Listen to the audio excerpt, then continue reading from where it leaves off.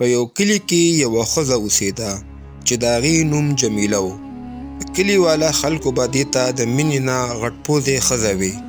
د دې پوزه واقعي ډېره زیاته غټه وه او کله به چې دا په کوڅې باندې تېرېده نو ماشومانو ته به لګېدو چې څه بل شیز روان دی. جمیله بیبي به په خپل پوزه باندې ډېر زیات فخر کول او وی به یې چې زما پوزه ډېره زیاته خاص ده. خو کلیواله خلکو به ورته وی چې آو دومره خاص نعمت دی چې په دروازې دننه وځې نو پوزه دننه مخکې دننه کېږي. یو ورځ جمیله بیبي بازار ته روانه وه. په لاره کې هوا تیزه شوه. اچانک د دې په پوزه کې خاوره لاړه او دې په زور سره اپرنجي وکړو. دومره زور سره اپرنجي وکړو چې د دې مخامخ یو کس ویریدو او ټوپ یې کو او وی چې دا اپرنجي و که بم خلاص شو.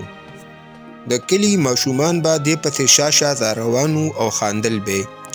یو ماشوم ورته ووی چې ترورې ستا پوزه خو دومره ډېره زیاته غټه ده هسې نه چې دننه پکې څوک کټ واچي او اوده شي. جمیلې ترور ورته ووی چې ما پسې ملنډې مه کوه ګوره اوبه دې وخم. یو ورځ په کلي کې میله لګېدلې وه. جمیله بیبي هم هلته کې لاړه. هغې سوچ وکړو چې راشه نن ټولو ته د خپلې پوزې کمال وښیه. هغه د یو عطرو والا دکان ته لاړه او وی چې ما ته د ټولو نه بهترین عطر وښیه. دکاندار بوتل کولاو کو خو جمیلې بیبي ورته فورن وی چې دا خو ډېر زیات پیکه دي. بیا دکاندار بل بوتل کولاو کو. جمیلې ورته وی چې دا هم ټیک نه دي. بیا دکاندار دریم بوتل کولاو کو. نو اچانک ورته جمیلې بیبي وی چې دا خو سم ډېر تیز دي دې خو زما پوزه وسوځوله.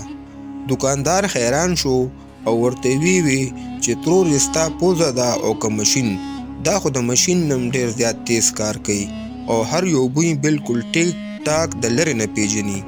په دې دوران یو واقعه وشوه. یو شادوګي در چرته نه راغو. چې کله شادوګي د جمیلې بیبي پوزه ولیده نو هغه اکدم حیران شو او شادوګي سوچ وکړو چې د دې ښځې په مخ باندې خو یوه میوه لګېدلې ده. شادوګي رو دې ته نږدې راغو او اچانک یې د دې پوزه راونیوه. جمیلې بیبي چغې کې او وی چې بچ مې کې. خلکو ډېر زیات خاندلو. یو سړی پکې راغو او شادوګي وتښتولو. یو ورځ د دې ګاونډی راغه او جمیلې ته ووی چې جمیلې ستا دا پوزه خو به تا ته ډېر زیات مشکلات هم جوړوي. جمیلې ورته په خندا باندې ووی چې آو کله نه کله دروازې سره وجنګېږي او د اوده کېدو په وخت هم راته مسلې خو فایدې هم ډېره زیاتې دي. ګاونډی ښځې ورته ووی چې جمیلې څه فایدې دي؟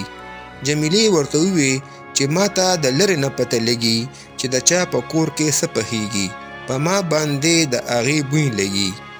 جمیلې زر خپلې ګاونډۍ ته ووی چې پاسه شابه کور ته دې لاړ شه دال دې سوځي. چې کله ګاونډۍ کور ته لاړه او وی نو په رښتیا باندې دال په سوځېدو باندې راغلی و. اوس د کلي خلکو د جمیلې د پوزې ملنډې کمې او تعریفونه زیات شروع کړو او ماشومانو به هم وی چې د جمیلې ترور پوزه خو سوپر پاور ده. یو ورځ په یو کلي کې یو بزرګ وی چې په هر انسان کې څه نه څه خاص خبره وي او د جمیلې بیبي خاص خبره د دې پوزه ده.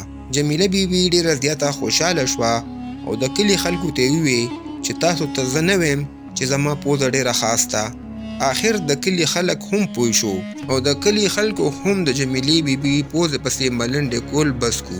د دې نه پس به جمیله بیبي په کلي کې فخر سره ګرځېده او د خپلې پوزې تعریفونه به یې کولو او په ټولو خلکو کې به په خوشحالۍ باندې اوسېده. سبق: هر انسان خاصي او مونږ ته د نورو خلکو احترام کول پکاري او چا پسې ملنډې او خنداګانې نه دي کول پکار.